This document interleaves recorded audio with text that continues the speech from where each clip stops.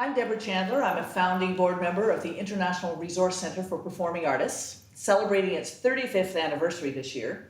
And I'm sitting with three singers, all of whom have been part of the encounters with master artists in the last few years. We have Natalia Gennadi, Sara, Schabas, and Beth Hagerman. Welcome. Thank you. These girls have had various career paths already.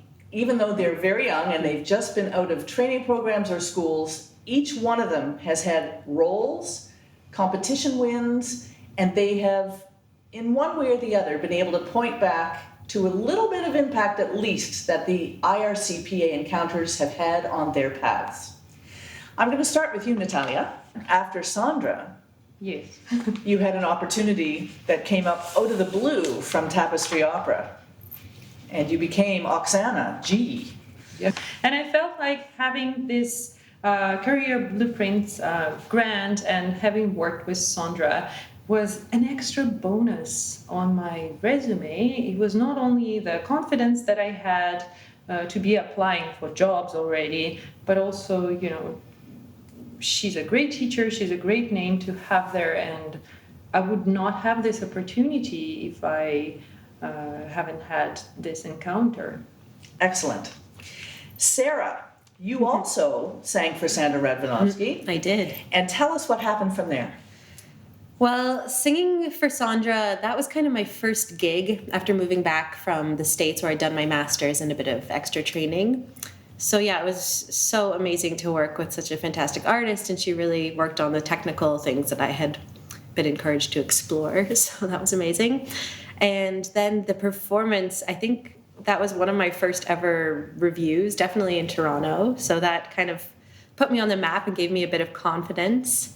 And also just my discussions and talks with the IRCPA. The IRCPA really fosters the entrepreneurial spirit. So I went on and produced a Jake Heggie opera, which was very exciting. And I got cast with Tapestry Opera. And I think, yeah, all of these could point back to that first experience with the IRCPA. Fantastic. So, yeah.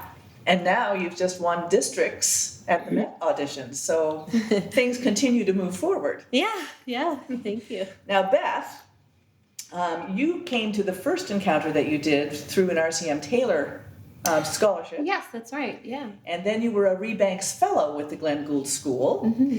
And so now, tell us how working with Joan gave you the confidence to go through things and where you've come from there. I think at that point in my career, I was really working on enjoying singing again. I was working on artistry, and that's something that she really gave me the courage to explore, because she wanted me to have fun with the music that I was singing. I was singing the Jewel song from Faust, and it can be very fun and enjoyable and light and flirty, and she really encouraged me to just engage with my imagination and explore the fun that I could have with it. Since then, tell us where you've been.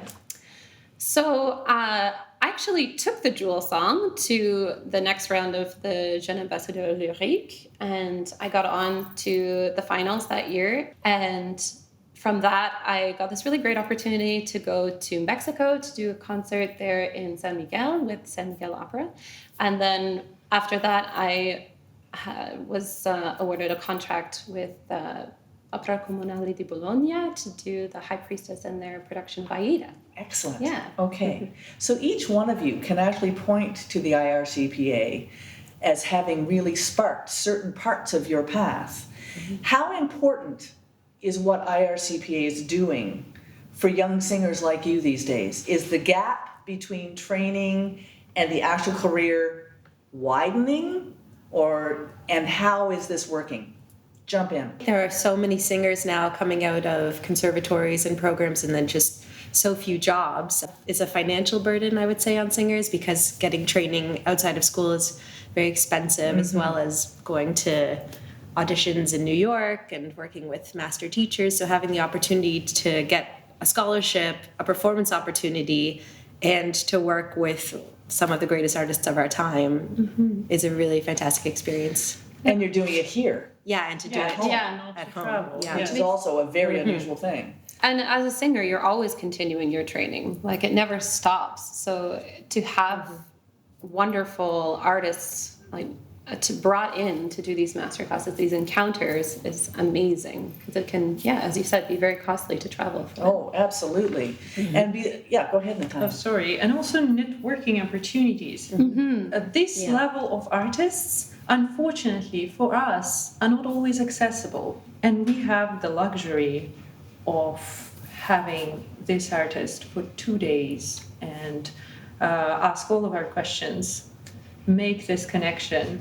It's fascinating. That's why I said when I first heard of what IRCPA does, I could not believe that this is happening. Well, it's true. The International Resource Center for Performing Artists with Ann Summers has an incredible network of connections, and that helps to bring these people who are live in the business, Yes. which is very important. It's not just people who have a history in the business. These are active at the top of their professions.